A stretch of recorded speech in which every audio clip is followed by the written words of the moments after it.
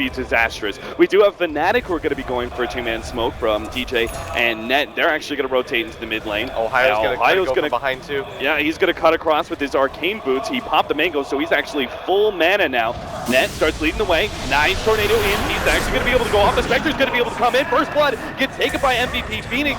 As Fnatic thought they had it, they're still going to be able to get the Ravage to blow up the Witch Doctor, but they're not going to be able to get much else. And we can't forget MVP Phoenix, they claim the first blood, so that is definitely favorable. Hold down timings. What is this? Spending so much time in the Centaur Conqueror. I mean, if they actually come in, get the magic missile stun on the Faceless Void, and then he pops out, gets that bit of burst damage, that might be able to kill him. Is they're going to be able to combo off the stun? There it is! Mushi had it planned all along. That was the oddest thing I think I've ever seen. Rev's just sitting there like, why is he still in the Centaur? I don't understand. Rev, he's like, okay. Ooh, Ohio. He's sitting here on an ancient stack trying to deal with it, but MP, he's just going to position himself in the perfect spot. It's a tornado, right-clicks him down a couple of times. And that's a lot of ancients, by the way, that are quite low. I don't think MVP Phoenix can ever contest it. Yeah, so that's a bit problematic. Can't really do anything about it, but it's still really good of them to at least contest the tide and slow down his timings. You want to make sure that this man, like the attack speed of it is actually okay. Yeah. The Black Dragons are super slow. That's true. They just cleared through the camp, the creep waves faster. Yeah. But this tower's gonna go down. This is the one really... I don't think you want to stick around here. Uh-oh. Spectre's gonna pop the ultimate. They also throw down the Chronosphere. Mid one is most definitely dead. I like the tornado use there to be able to catch that. They know they've got the kill on the OG, and they actually can get the supporting in hero as well. Oh, they didn't deny the mid tower when they had the opportunity to.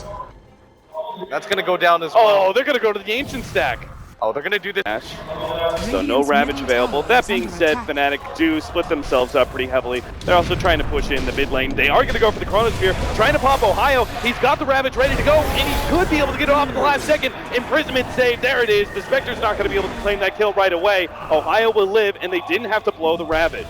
DJ, he's going to be caught up by Farev, but he does have his whole entire army here. The Tornado's going to be able to come in, just barely clips him. Farev stays ahead of DJ as well. They body block him up and will be able to get a kill out of this. Yeah, there's a hasted Spectre running up top, but Fnatic don't want to fight this, and once again, MVP get the better of the trades. They did have to expend the Chrono, but Ohio... But that's well worth it. Back.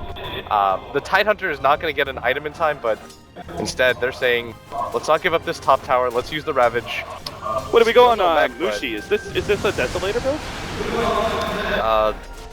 Could be. I mean, it's either that or Maelstrom, right? Yeah. So.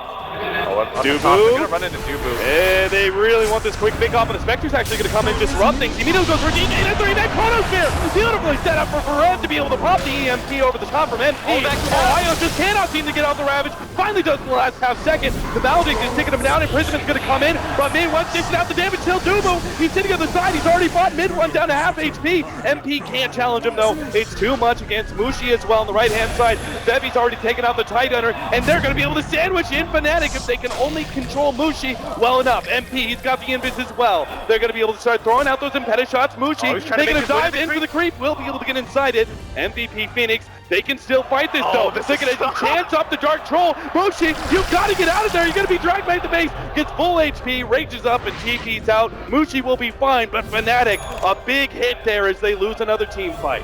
Yeah, and that's going to be so much more far. They are getting control in the enemy jungle. I like this, but MVP looks like they want to clash. Blink away. Ohio already forced on the defensive. Farev's just going to be able to jump in with his Blink Dagger. Throws out the time dilation. He's just thinking whether or not he's going to be able to actually force this fight. I mean, Fnatic, do they really want to fight against the Aegis? Can Blink Ravage. Oh, the tornado hits just in time, and MP is going to be able to jump away. The Spectre pops the ultimate. Spectre in the back line starts going in for net, but there's a 3-man Chronosphere. Farev finds his opening, catching the Vengeful Spirit on the edge line. QO to be able to get him. The Ravage goes down now, but Farev actually gets blown up already, and QO has no more mana. The lifesteal on the other side is actually pushing back MVP Phoenix. Somehow Fnatic managed to recover from that initiation. MP runs into mid one. He's already down to half HP. He's got to be careful as that heal's not going to come in fast. MP, he's too close. There goes the Aegis. He's going going to be surrounded by Fnatic. Will he be able to get out in life number 2? He's going to be slowed down. He's just getting blown up instantly with the Desolator as well as the pure damage from the OD. Fortunately, the Invis is going to allow him to escape as that casket proves to be one of the larger impact items Fnatic can get. Oh, another 3-man Chronosphere set up by Farev. This one's going to be controlled up. They got the EMP. Net is almost going to go down. They're actually surviving decently, but Mid1 can't battle out with QO. The carry actually dies, or Tornado comes forward, doesn't hit on anybody. The send back onto Net is going to be able to successfully save him. And DJ gets the TP out as well. Somehow, Fnatic mitigate their losses once again against. But Fnatic, they're on the offensive. They still almost have the BKB on Mid1, and we have seen what their potential fights can look like if they can get a clean Ravage off. And they do have the positioning to be able to set this one up. Ohio is smoked up with Lifestealer inside of him. He actually knows that MVP Phoenix are going to be sitting on the side. He gets a 3-man Ravage, sets up, they nearly go on to MP. They're going to be able to rob him immediately. Fenny's not going to last long either, as Mushi's raid allows him to ignore that untoucher all he wants. The swap back in, Farev, he's going to be caught out as well. That's going to be 3 down. Fnatic find the fight, take the tier 1, and will push forward for a tier 2. And that's exactly what we were looking for. Even though Fnatic are down in gold, and maybe this isn't where their lineup wanted to be, look at them go. All they needed was that clean Ravage. And they got the most important hero, the Invoker. This is a hero that can't defend himself, especially when you bring Detection along. You see the commitment as Zed has one, even Mushi spots us. And this is going to be a pretty big push for them as they knock down both mid towers. They're going to go for the high ground here. Nobody power so quickly with the help of the Chen Priest. The Spirit Aura. Oh no, this could be a full laner Rax here. Spectre's going to pop the ultimate.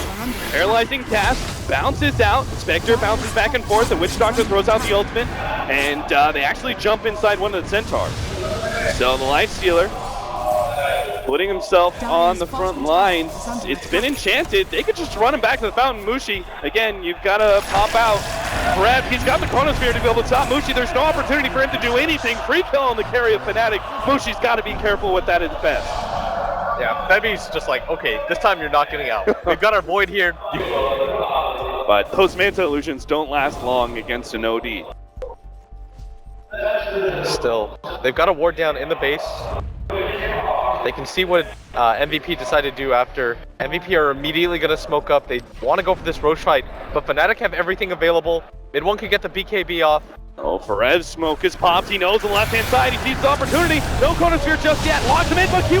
Oh no, he's stuck inside of that one. The imprisonment goes down. They're going to be able to save some of these heroes. They've only taken net so far. Mid1's down to half HP, but the BKB still going. Ohio holds. He's waiting for his opportunity to be able to jump in. He's got the Lifestealer inside of him as well, but he's stuck inside the tree. He's not in position to do anything. He can't help Mid1. Ohio's just stuck. The paralyzing cast is destroying him, and QO's going to be able to catch up now. Mushi pops out. Finally, the Raps goes down, but they've only going to be able to get the support. It looks like it's Ohio dies, and Mushi is left alone against all of MVP Phoenix, soon to die as well. A wipe to the favor of MVP Phoenix. A rough start there for Farev, but it really came out when they had Tidehunter completely controlled with Mushi inside of him.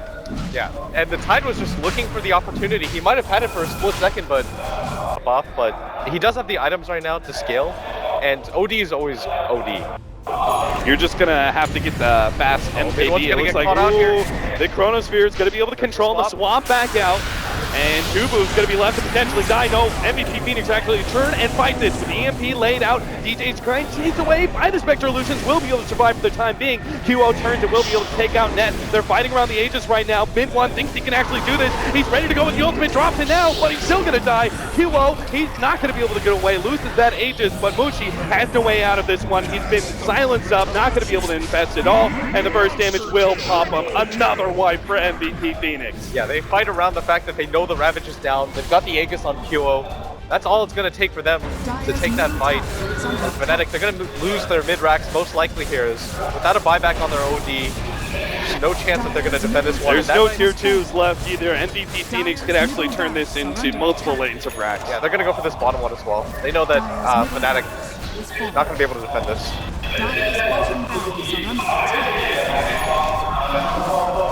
So bottom lane of Rax is going to go down. They still have 25 seconds till the Lifestealer is back up. So they may actually try and still go top, but it would be a bit risky. Yeah, I don't think you risk going for top. without the Aegis available, you don't want to just blow things right back in favor of Fnatic. Yeah. Like, Fnatic now have the Ravage available. You don't have with the Ravage up. They know that they're in a pretty bad spot. They want to be the ones to start the fight. They know that's when they were the most successful. Brev is isolated. They're going to blow the Ravage just on him and pop. That's a lock committed. The Spectre throws down the ultimate. It's actually going to try and chase down Net. This is still a fight that Fnatic can win. Spectre Reality's back out, though, and is unable to get the Spectre illusion. Still, though, the paralyzing cast is actually stalling up Fnatic's retreat. They get the swap back. Net fights it, and mid one is going to be sent back to base. The two supports will die in order to save the life of mid one. Yeah. And they had to expend the Ravage just for the Void, hoping that maybe somebody was behind him. They know that Forev has a BKB as well, so they had to take that one quickly. Unfortunately, they still don't have their OD ultimate either, so they're missing both their team fight ults as MVP Phoenix going to be able to grasp Mega Creeps at this point. Sounds up. Forev looks for the Chronosphere. It's going to be able to catch two. They immediately start going for mid one and should be able to burst him down inside of this Chronosphere. Barely gets off the imprisonment in time. Ohio and Mushi are in the middle of things trying to fight up against Forev, but he's going to be able to time walk all that out. Ohio's going to be dying to the Enchantress. Meanwhile, again, the paralyzing cast is just destroying Fnatic in these small engagements. And sure enough, MVP Phoenix, they take game number one against Fnatic. Yeah, their map control around the mid game, despite not having the best start in the laning phase, like it was pretty even. They just outmaneuvered Fnatic, and Fnatic did have bright spots. There was an opportunity for them to even take the first racks of the game, which is absurd, but yeah, it goes to show that Fnatic is a team that, despite maybe sometimes losing out in the laning phase, they can still come back and hit you hard, even though you think you have the advantage.